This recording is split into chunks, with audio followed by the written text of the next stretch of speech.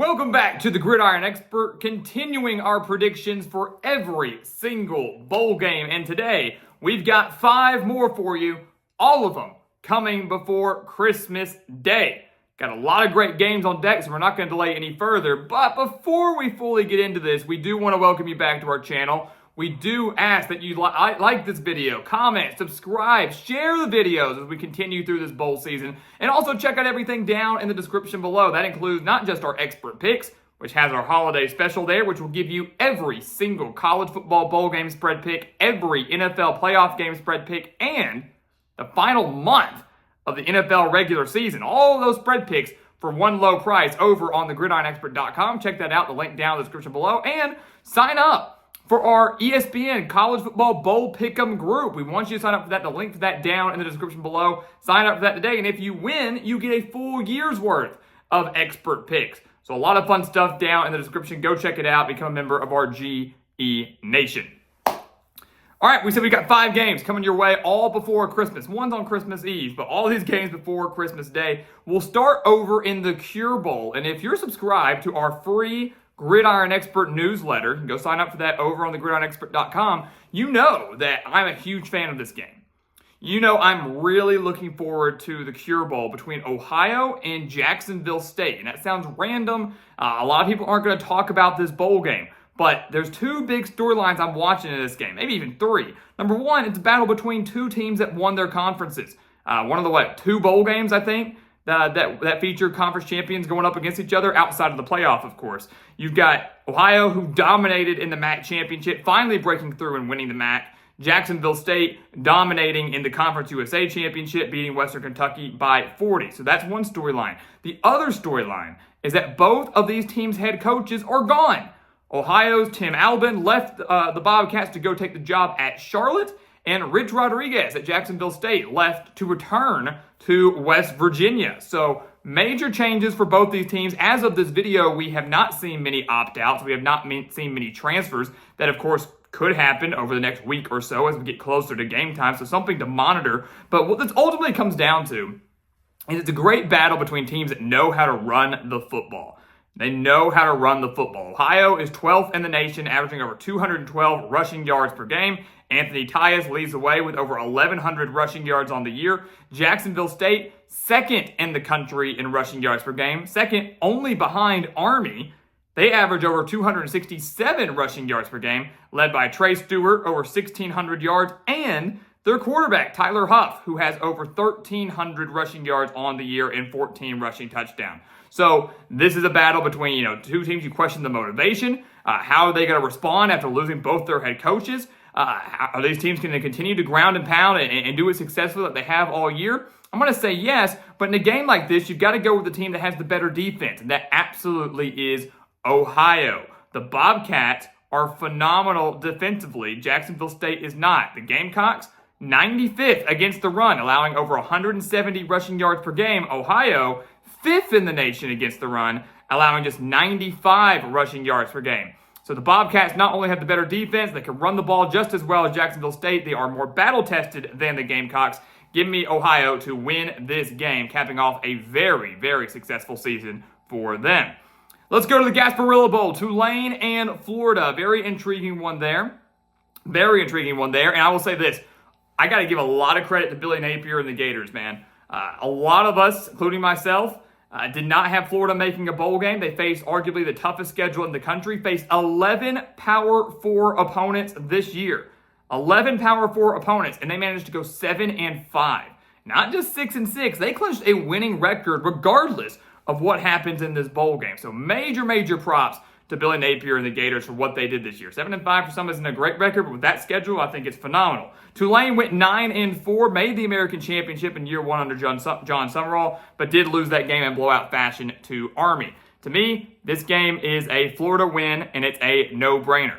Look, Tulane is no slouch. You shouldn't overlook Tulane by any means, but they are going to be without their starting quarterback, Darian Mensah, who's transferring to Duke. Ty Thompson is also transferring out, but he's going to play in this game. Kind of a showcase game for Thompson, who only has 11 passing attempts on the year, so relatively inexperienced going up against this Florida team that has, to me, greater size, speed, strength across the board than what Tulane has. You look at Florida, DJ Lagway came in and gave the Gators the spark on offense that they needed. Graham Mertz wasn't doing it. Lagway comes in, won over the fan base, and has played relatively well considering just kind of getting thrown into the fire mid-season. So a lot of credit to him and the poise that we've seen from him. Also, these teams going in opposite directions. Tulane dropping their final 2 games, losing to Memphis in the season finale, then losing to Army in the American Championship, both by double digits. Florida closed out the year with 3 straight victories, many of them in convincing fashion. So I'm not saying it's going to be a blowout win by any means, but I do expect the motivation of Florida, the size and the strength of Florida, and Florida's ground game that I think is going to exploit a Tulane defense giving up over 140 rushing yards per game. All that points to a Gators victory. Florida clinches an 8-win season in a year where many thought they'd miss out on the postseason entirely and maybe would see the firing of Billy Napier. So again, major props to them. The Myrtle Beach Bowl. The Myrtle Beach Bowl. Early morning on December 23rd. Coastal Carolina and UTSA, practically a home game for the Chanticleers, playing on that teal turf out there in South Carolina. Look, here's the problem with this game. There's a very good chance Coastal Carolina will be without their 2 quarterbacks they've played all year long. Ethan Vasco and Noah Kim both choosing to enter the transfer portal. So if neither of them choose to play in this game, Ty Thompson's transferring, he's playing for Tulane, maybe one of these guys will, but we don't expect that to be the case, at least as of right now. You're looking at a Coastal Carolina team that's probably going to have to start a freshman quarterback in this bowl game. Probably going to have to start Tad Hudson in this game. Good thing for him is that UTSA has one of the worst passing defenses in the nation. They rank 126, giving up over 273 passing yards per game. So maybe Hudson can exploit that. Maybe. But even if he can, and the Chanticleers can put up some points with the home crowd on their side, can Coastal Carolina get any stops defensively? Chanticleers are horrible defensively, giving up over 405 yards per game, over 180 rushing yards per game. The Roadrunners average over 160 rushing yards per game. Factor in that Coastal Carolina is already down tons defensively due to opt-outs in the transfer portal and things like that. That includes their star cornerback in Matthew McDoom. I love UTSA in this game, and I like them big. This team went 6-6, which was very disappointing for them, but 3 of their 6 losses came by 1 possession. The offense was not the issue. UTSA knows how to put up points. They're going to exploit this Coastal Carolina defense in a big way. Expect a big day from Owen McCown, who's averaging nearly 300 passing yards per game.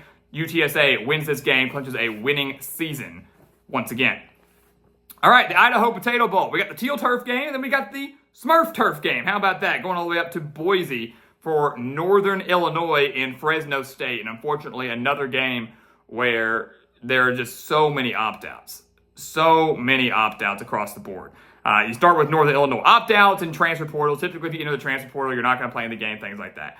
But Northern Illinois, they're going to be without, more than likely, their quarterback, Ethan Hampton, and their leading wide receiver in Trayvon Rudolph. But the good thing for them is their backup quarterback, Josh Holst, has a little bit of experience from this year. Hampton had been down with injuries at times this year. Holtz has stepped in, didn't throw a touchdown, but did have over 400 yards and 81 pass attempts on the season. So that is a good thing for the Huskies. You got a guy that isn't just getting thrust into fire in the final game of the year, right?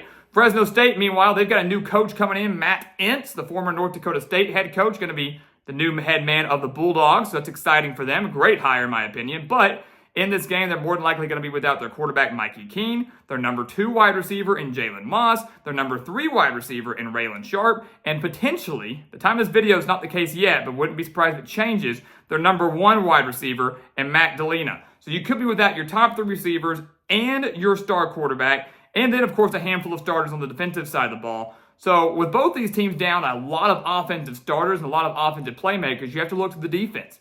And you have to say who can step up. If neither offense is gelling, if neither offense is moving the ball down the field, which defense can make a play when it matters most? That's going to be Northern Illinois. That's going to be the Huskies. They have a phenomenal defense that no one's talking about. 5th-ranked defense in the country, only allow 281 yards per game. They're 7th in the nation against the pass, allowing just 169 passing yards per game. And they're 20th against the run, allowing just 111.8 rushing yards per game. The Huskies, meanwhile, average over 207 rushing yards per game on offense. The Bulldogs allow over 140 defensively. Northern Illinois, look, the Notre Dame game feels like ages and ages ago, but they're hanging their hat on that. We know what this team is capable of. And in the final game of the year, it's going to be the defense, just like it was against Notre Dame, the defense that comes through clutch helps them win the game. Northern Illinois clinches an 8-win season. But ironically, this bowl game probably not going to end up being the biggest moment of the year. Of course, it's going to be that big win in South Bend many months ago. And then finally, the Hawaii Bowl. Always a fun game on Christmas Eve night. USF and San Jose State. This, to me, is purely a numbers game. First off, USF, kind of a disappointing season. They had a lot of momentum coming into the year, dominated Syracuse last year in their bowl game. Obviously, injuries kind of derailed this season for the Bulls. San Jose State, no one expected much out of them. Got to give tons of props to former Navy head coach Ken Niumatalolo for what he did with the Spartans. A very difficult place to coach, a very difficult place to win. He goes 7-5 in his first season there. So, unbelievable job by him. But as I mentioned, this is simply a numbers game. As long as Nick Nash plays for San Jose State, the star wide receiver for the Spartans, who led all wide receivers across the country in pretty much every statistical category, over 1,300 reception yards, 16 touchdowns on 104 receptions. Didn't get any acknowledgments, didn't get any awards for it. He should have. As long as Nick Nash plays and his star quarterback plays, San Jose State's winning this game. Why? Because they average over 325 passing yards per game. That's the 5th-ranked passing offense in the nation. USF, 128th in the nation in stopping the pass, giving up over 278 passing yards per game. The Spartans want to throw the ball. Why wouldn't you when you've got Nash at your disposal? They throw the ball very well. They're not the most electric offense in the world, but they are relatively efficient. The Bulls have proven time and time again that they can't stop it. So now going up against one of the best passing attacks in the nation, one of the best wide receivers in the nation, I don't like their odds in this game, especially a very long road trip for them, going from Florida to Hawaii, San Jose State, only California to Hawaii. Give me the Spartans to win this game. Could be a high-scoring one, but they're going to win it and clinch an 8-5 season, which, and for a first-year head coach at this type of program, is very, very impressive. So there you go, guys. 5 more games before Christmas Day. Leave your thoughts below. Let us know who you think is going to win these games. If you agree or disagree, make sure to get those picks in over on the ESPN Bowl Pick'em. Start competing against me and other members of our GE Nation. Again, bowl games getting underway officially tomorrow. So bowl season right around the corner, literally. Can't wait to get things started here and continue to break down these games over the course of the next month for you right here on the channel. But until then, please continue to like, comment, subscribe, share our videos. Check out everything down in the description below. That includes our website, thegridironexpert.com. That includes those expert picks. That includes that holiday special. If you want the spread picks for these games, that's the place for you. Go take advantage of it. We've never gone under 60% in our postseason bet, so go take advantage of them right now. Again, the link down in the description below. And once again, as always, thank you so much for watching, and we'll see you next time right here on The Gridiron Expert.